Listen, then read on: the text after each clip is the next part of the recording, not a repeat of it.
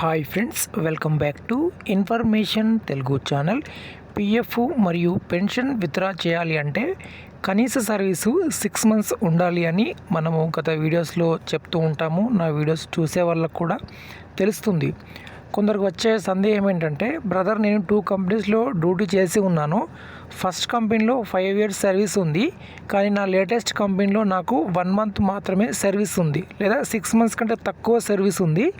ఇలా ఉంటే నేను పిఎఫ్ మరియు పెన్షన్ని విత్డ్రా చేసుకోగలనా అని సందేహం అయితే ఉంటుంది. ఈ వీడియోలో మీకు చూపిస్తూ ఎక్స్ప్లెయిన్ చేస్తాను. తప్పనిసరిగా మినిమం 6 months సర్వీస్ అనేది ఉండాలి. అది ఎందుకు అనేది మీకు ఎక్స్ప్లెయిన్ చేస్తాను. వీడియోకి లైక్ చేయండి, అలానే సబ్స్క్రైబ్ చేయండి.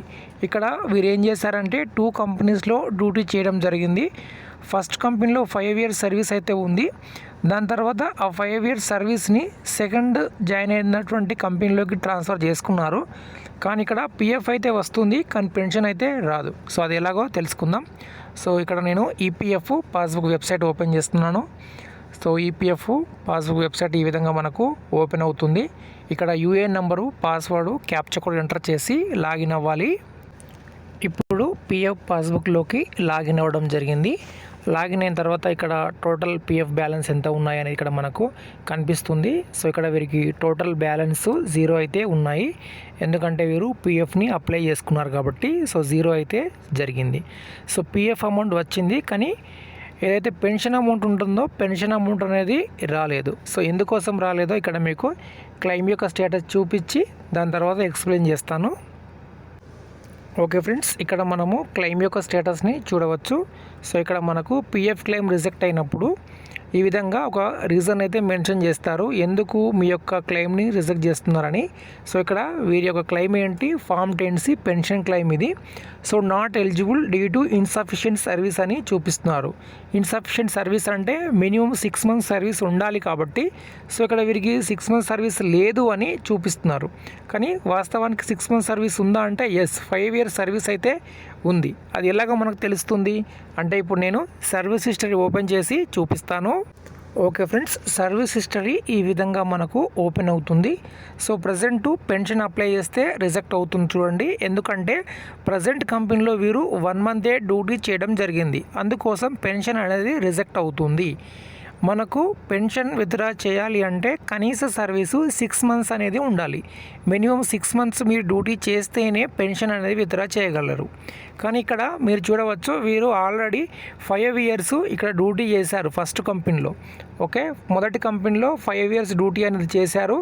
దాని తర్వాత ఈ ఫస్ట్ కంపెనీ అమౌంట్ని సెకండ్ కంపెనీలోకి ట్రాన్స్ఫర్ అయితే చేసుకోవడం జరిగింది. ఇది సెకండ్ కంపెనీ. ఓకే, ఇప్పుడు ఈ సెకండ్ కంపెనీలోకి ట్రాన్స్ఫర్ చేసుకున్నప్పుడు చాలామందికి వచ్చే సందేహం ఏంటంటే, బ్రదర్ ఫస్ట్ కంపెనీలో 5 years సర్వీస్ ఉంది, ఈ సెకండ్ కంపెనీలో మాత్రము సర్వీస్ 6 months కంటే తక్కువగా ఉంది.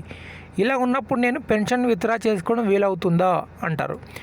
పిఎఫ్ అయితే విత్డ్రా చేసుకోవడం వీలవుతుంది, కానీ పెన్షన్ విత్డ్రా చేసినప్పుడు ఫీల్డ్ ఆఫీసరు మీ యొక్క ఐడిని ఓపెన్ చేసి చెక్ చేసినప్పుడు ఇక్కడ ఏం కనిపిస్తుంది, 1 month సర్వీస్ మాత్రమే కనిపిస్తుంది. 1 month అంటే 1 month, 6 months కంటే తక్కువగా ఉంటే 6 months తక్కువ సర్వీస్ అనేది చూపిస్తుంది.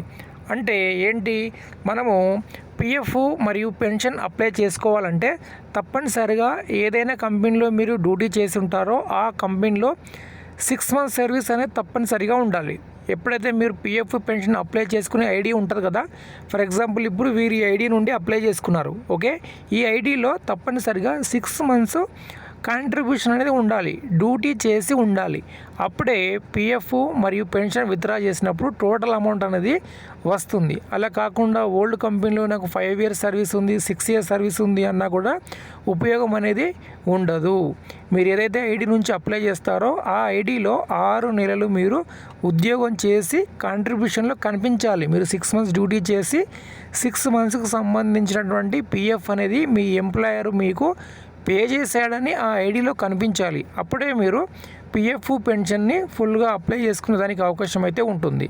లేదంటే మీకు ఇన్సఫిషియెంట్ సర్వీస్ అని చూపించి క్లెయిమ్ రిజెక్ట్ చేసేదానికి అవకాశం అయితే ఉంటుంది. ఓకే, వీడియోకి లైక్ చేయండి, సబ్స్క్రైబ్ చేయండి. ధన్యవాదాలు.